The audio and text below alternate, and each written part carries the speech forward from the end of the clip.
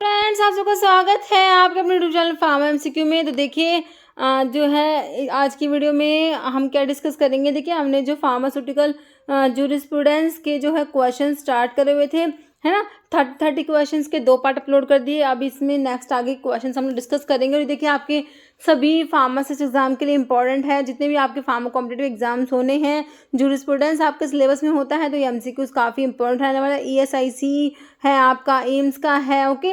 बाकी और आरआरबी है, और बाकी जितने भी आपके स्टेट और सेंटर के गवर्नमेंट फार्मासिस्ट के एग्जाम्स हैं, सभी के लिए काफ़ी इंपॉर्टेंट रहने वाले क्वेश्चन। तो स्टार्ट करते हैं।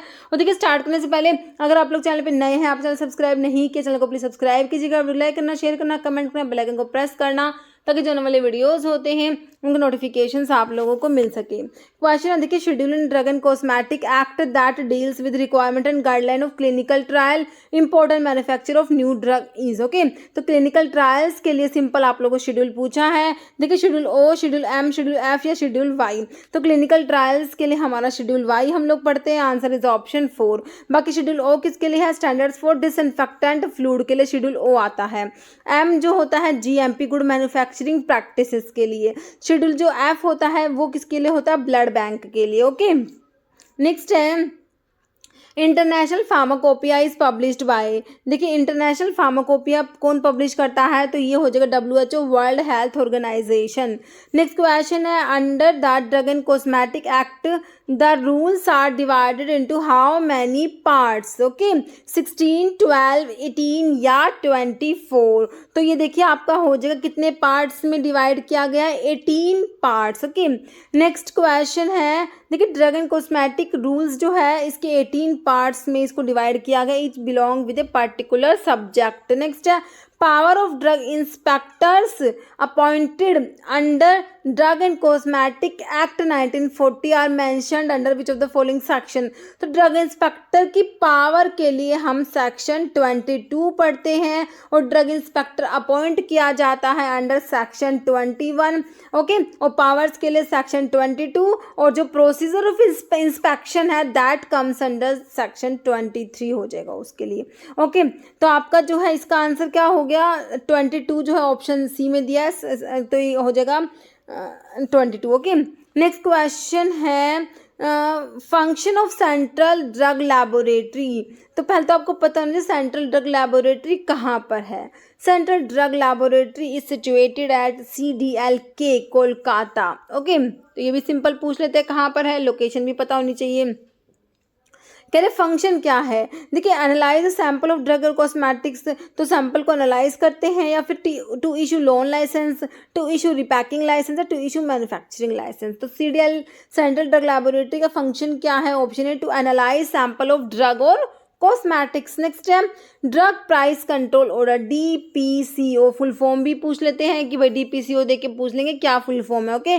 Drug price control order is issued by central government by deriving power from which rule? देखिए drug and cosmetic act 1940, drug and cosmetic rules 1945, essential commodities act 1955, या narcotic drug and psychotropic substance act 1985, okay. तो इसका answer आप लोगों का क्या हो जाएगा?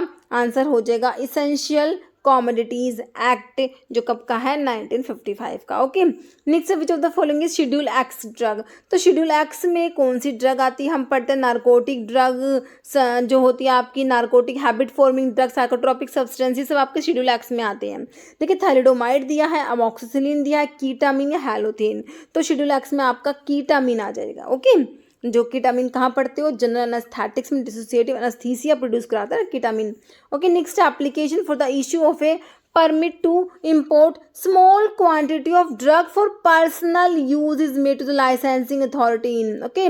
तो ये application for issue of a permit to import, तो ये देखिए small quantity of drug for personal use, तो इसके लिए देखिए आपका फॉर्म 22 है, फॉर्म 12A, 12 26, तो इसके लिए फॉर्म 12A होता है, ओके।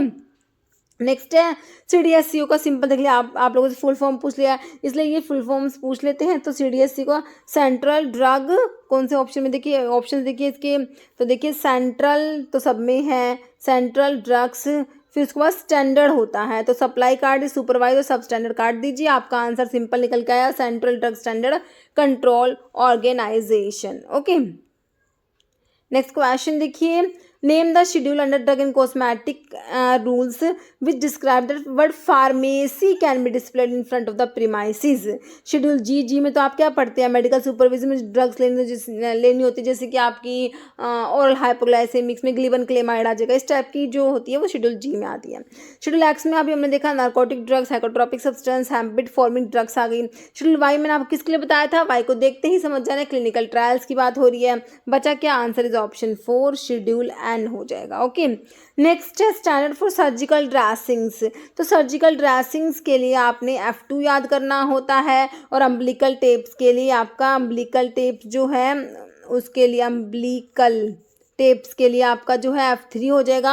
FFO जो है किसके लिए, FF किसके लिए, ऑप्थेल्मिक्स के लिए।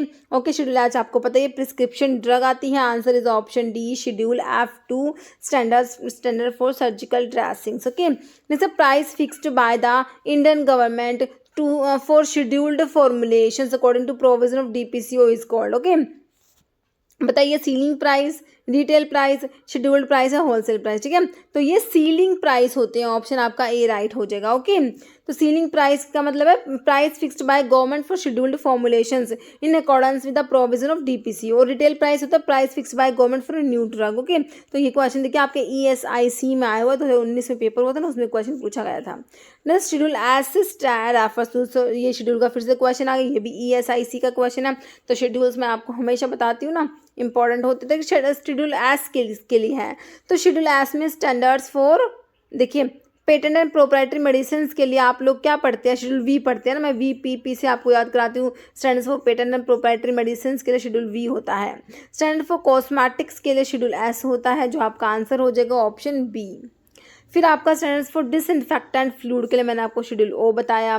Standard for biological and special products के लिए हमारा शेड्यूल सी हम लोग पढ़ते हैं, तो हमारा आंसर क्या हो गया, ऑप्शन बी। ओके, नेक्स्ट है विच of the following can be marketed under generic name. देखिए जेनरिक नेम के लिए आपका शेड्यूल को, जो लिस्ट ऑफ जेनरिक ड्रग आपकी शेड्यूल W में आती है। ओके, तो इसमें कौन सी ड्रग है, देखिए अनाल्जिन, ग्लूटाथियोनाइड, बार्बिटल, मैप्रोबेमेट, तो ये अनाल्जिन होती है। Okay, option A. नेक्स्ट है शेड्यूल M2 स्टेट्स दैट। ठीक है, तो देखिए शेड्यूल M जो आप पढ़ते हैं ना, उसमें M1, M2, M3 इसके 3 पार्ट भी होते हैं, तो HCM से याद करना मैं आपको बताती हूँ। ठीक है, GMP फॉर होम्योपैथिक मेडिसिन के लिए, होम्योपैथी के लिए M1, कॉस्मेटिक्स के लिए M2, मेडिकल डिवाइसेस के लिए M3 जो है आपने याद करना होता है। ओके, तो M2 किसके बारे में हो गया, GMP जो है किसके लिए, M2 है कॉस्मेटिक्स के लिए। ऑप्शन देखिए, requirement of factory premises for the manufacture of medical devices, requirement of factory premises for manufacture of homeopathy, या requirement of factory premises for the manufacture of cosmetics. तो कॉस्मेटिक्स के लिए ही आपका M2 आ जाएगा। Okay, और M1 होता है किसके लिए, होम्योपैथी के लिए, M2 कॉस्मेटिक्स के लिए, M3 मेडिकल डिवाइसेस के लिए होता है। ओके, और शेड्यूल M आपका जो है GMP होता है एलोपैथिक ड्रग्स के लिए। ओके, नेक्स्ट है आपका, इसमें लिखा हुआ है जो शेड्यूल M होता है इसमें good manufacturing practices, requirement of factory premises plant and equipments आ जाएगा। M1 में GMP किसके लिए जो है, requirement of factory premises for manufacturing of homeopathic preparations के लिए, M2 requirement of factory premises for manufacturing of cosmetics के लिए, M3 requirement of factory premises for manufacturing of medical devices के लिए। ओके, नेक्स्ट है form for the issue of licence to sell, stock, exhibit और cell और distribute drugs specified in schedule x in retail. Schedule x के बारे में देखिए, schedule x के हमने रिटेल और होलसेल के 2 ही फॉर्म पढ़े थे ना। शेड्यूल एक्स का एक तो हमने पढ़ा रिटेल के लिए और एक हमने पढ़ा था होलसेल के लिए ना। तो रिटेल के लिए आपका देखिए शेड्यूल एक्स का रिटेल और होलसेल, शेड्यूल एक्स के लिए मैंने आपको बताया था, रिटेल के लिए क्या बताया था 20F, और होलसेल के लिए क्या बताया था 20G बताया था, है ना। बहुत इंपॉर्टेंट है फॉर्म नंबर देखिए, क्योंकि इनमें कन्फ्यूजन होता है ना, यहाँ पर हम गलती करके आते हैं।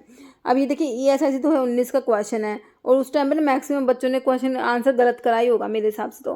ठीक है, तो देखिए शेड्यूल एक्स किसके लिए आपका बताया 2020 का, रिटेल के लिए जो है आपका G बताया, सॉरी F बताया ना अभी मैंने, तो आपका जो है 20 ये हो गया F।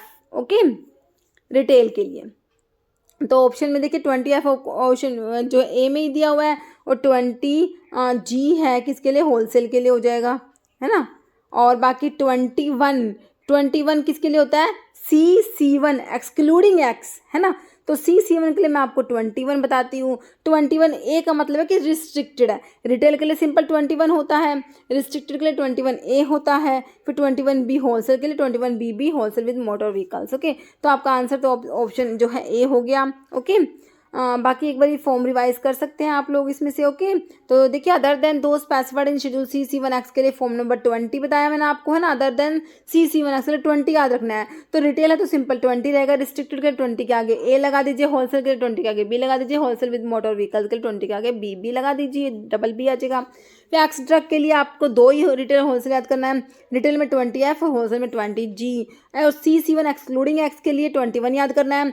तो सिंपल 21 होगा तो रिटेल का, 21A होगा तो रिस्ट्रिक्टेड, 21 के बाद अगर अब B लगा देंगे तो होलसेल, 21 के बाद 2 B लगा देंगे तो wholesale with motor vehicles. Okay, next है question, schedule for good manufacturing practices and requirement of factory premises for the manufacturing, वो या GMP वाला क्वेश्चन देखिए ESS 2016 में भी पूछा हुआ है। ओके, तो ये आपका होता है GMP के लिए शेड्यूल M, मैंने आपको बताया ऑप्शन जो है आपका D राइट हो जाएगा, शेड्यूल M। ओके, बाकी एक्स का हमने देख लिया, narcotic drug, psychotropic substance, W में जेनरिक ड्रग आती है, और शेड्यूल एल जो है इसमें पहले प्रिस्क्रिप्शन ड्रग के लिए था। ओके, अभी तो आपका शेड्यूल एच आता है, ये ओमिटेड है, और जो है प्रिस्क्रिप्शन ड्रग के लिए आप शेड्यूल एच पढ़ते हो ना।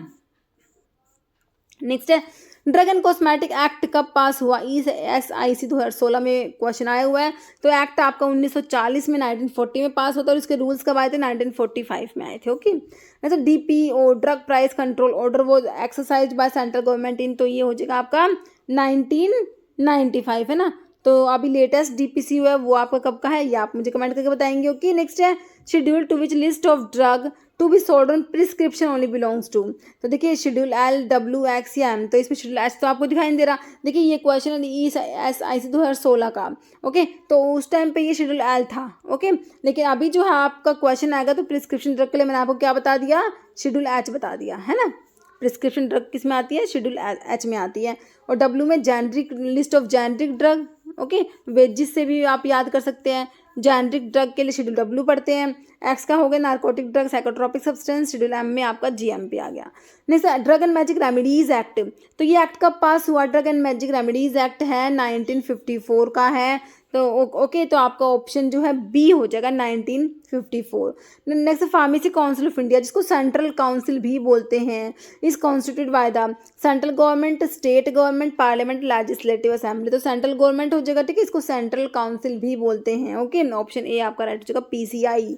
नेक्स्ट है drug and magic remedies act came in, अभी मैंने आपको बताया पास तो 1954 में हो गया, अब केम इन टू फोर्स लागू कब हुआ, 1950, 1 अप्रैल 1950, 1 जनवरी 1955, 1 अप्रैल 1955। ओके, तो 1955 में हुआ, और 1 अप्रैल, देखिए कई बार ना इस टाइप से ना एग्जैक्ट डेट भी पूछ लेते हैं। ओके, अब देखिए 1955 हमें याद है, अब इन्होंने ना एग्जैक्ट भी दे दिया 1 जनवरी या 1 अप्रैल। ओके, तो इस टाइप से भी एग्जाम में क्वेश्चन फंस जाता है। ओके, तो आपका जो है ऑप्शन डी हो गया 1 अप्रैल 1955। जैसे statement to be sold by retail, देखिए वही प्रिस्क्रिप्शन ड्रग वाला क्वेश्चन है, कितनी बार कितने एग्जाम में, मतलब बहुत ही इंपॉर्टेंट है ये, शेड्यूल्स के ऊपर तो क्वेश्चन बनते ही बनते हैं। देखिए retail on prescription of registered medical practitioner is as per the schedule of drug and cosmetic, तो वही आपकी प्रिस्क्रिप्शन ड्रग का शेड्यूल आज आप लोग पढ़ते हो वही क्वेश्चन है। देखिए पंजाब का मोहल्ला क्लिनिक का फार्मासिस्ट का एग्जाम 2022 में होता है, उसमें इसको क्वेश्चन आ गया। ये हिमाचल में ये 2018 में आ गया, और ये MP में आ गया 2022 में, महाराष्ट्र के 2021 में आया, और उससे पहले ESIC में आया हुआ था, है ना, और भी एक आधे एग्जाम में आया होगा। तो ये बहुत इंपॉर्टेंट है। तो शेड्यूल एच आप लोग इसके लिए पढ़ते हो, ऑप्शन आपका B शेड्यूल एच हो जाएगा।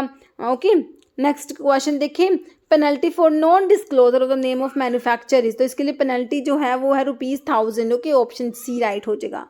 नेक्स्ट क्वेश्चन है joint state pharmacy council is formed, तो जॉइंट स्टेट फार्मेसी काउंसिल का मतलब क्या होता है, देखिए under president rule in state in union territory in 2 और मोर देन 2 स्टेट्स। ओके, देखिए 2 या 2 से ज़्यादा स्टेट्स की मतलब कि ना जॉइंट ये फार्मेसी काउंसिल बना लेते हैं, तो इसे बोलते हैं जॉइंट स्टेट फार्मेसी काउंसिल, तो ये होती है इन 2 और मोर देन 2 स्टेट्स, आपका ऑप्शन C राइट हो जाएगा। ओके, नेक्स्ट है schedule D in drug and cosmetic act refers to, तो शेड्यूल D किसके लिए है, तो मैंने आपको बता रखा है list of drug exempted from the certain provision applicable to import, है ना, एग्जाम्प्टेड फ्रॉम इम्पोर्ट होता है, एक होता है एग्जाम्प्टेड फ्रॉम मैन्युफैक्चर। ओके, तो एग्जाम्प्टेड फ्रॉम इम्पोर्ट जो है वो आपका शेड्यूल डी में आता है, और है list of drug exempted from certain manufacturing provision, तो ये आपका शेड्यूल के आता है, के ध्यान रखना है। ओके, तो दोनों हैं शेड्यूल डी और के, तो डी में इम्पोर्ट वाला, के में मैन्युफैक्चर वाला। ओके, ध्यान रखेंगे, ध्यान रहेगा। Okay, list of poisonous drug, poisonous drug के लिए शेड्यूल ई आता है ना, और आयुर्वेदा यूनानी के लिए पॉइजन, तो आप लोग इवन आपको ये पता ही है। स्टैंडर्ड फॉर सर्जिकल ड्रेसिंग के लिए मैंने आपको क्या बताया, F2 बता दिया। ओके, बाकी ये हो गया आपका आंसर, क्या हो गया, ऑप्शन जो है कौन सा हो गया, D, list of drug exempted from import provision. Okay, next question देखिए, licence for wholesale of drug other than those specified in CC1X। देखिए other than CC1X, other than CC1X के लिए पहले तो आप लोग 20 याद कीजिए। अब क्या है, लाइसेंस फॉर होलसेल, होलसेल के लिए मैंने आपको बता रखा है B, other than CC1X is issue, तो ये इशू होता है किसमें, 20B में। सिंपल आ गया हमारा, है ना।